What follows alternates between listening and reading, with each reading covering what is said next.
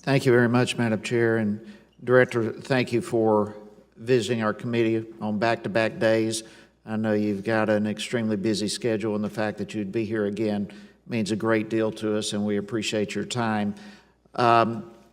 Before I get into some other concerns, I do want to just reiterate again the importance to me in our state of the Kettle Creek battlefield and the importance of my proposed feasibility study for it to be included in the park system as a unit. I appreciate the brief conversation we had before this hearing got underway, and appreciate your willingness to come visit the site, and I look forward to joining you on that. I think it's extremely important that we arrange that, and I just want to say publicly thank you for your willingness to do so. I think that speaks highly of you and your commitment to it.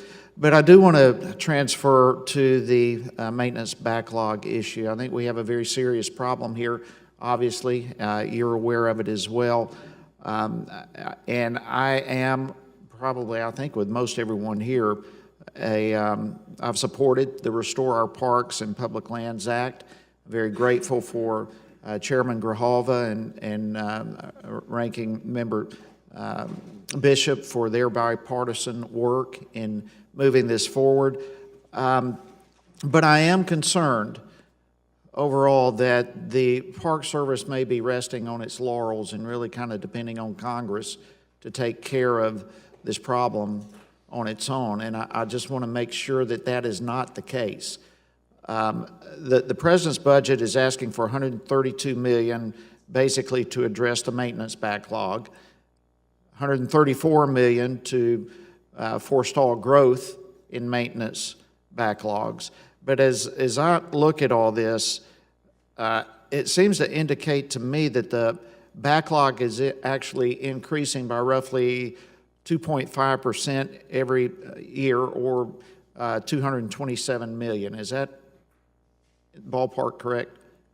It's definitely increasing. I don't know if those figures are exactly correct, but it is increasing from 11.6 billion last year to 11.9 this. Yes, Congressman. Okay, so I guess the point that I'm coming down with this is even if we get the funds that have been proposed, the backlog growth is still growing at a faster rate than the money that's being proposed to address the problem. And I think while the Restore Our Parks and Public Lands Act is it's a fine plan, I fear that if the Park Service does not implement its own plan to address these issues, rather than rely upon these particular funds, we're going to be right back here 10 years from now, and there will be another ask to reauthorize the Restore Our Parks plan. And that's the concern with me. I'm just wanting to know what is underway.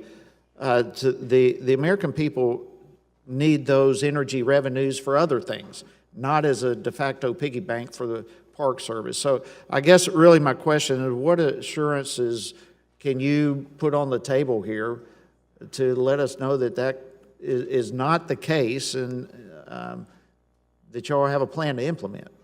Congressman, one thing in looking at these priorities, about half of our deferred maintenance is roads.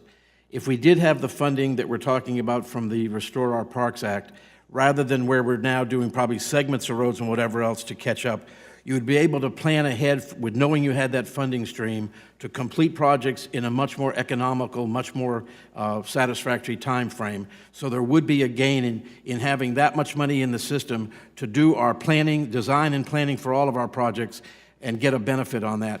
I'm not saying we would totally eliminate it, but it would let us definitely get on top of a lot of these issues. But it doesn't address the growing maintenance of every year. I mean, we're not catching up unless you all have some sort of plan to catch up. Well, it will allow us to catch up with things, our cyclic maintenance and our repair and rehab maintenance, but to go to these major projects such as roads or buildings, out of our 76 1,000 buildings, we're also looking to demolish about 800 or more of those. So we are looking at ways to bring that down, but it is a system. It's a very accurate number of what we do have in a deferred maintenance category now.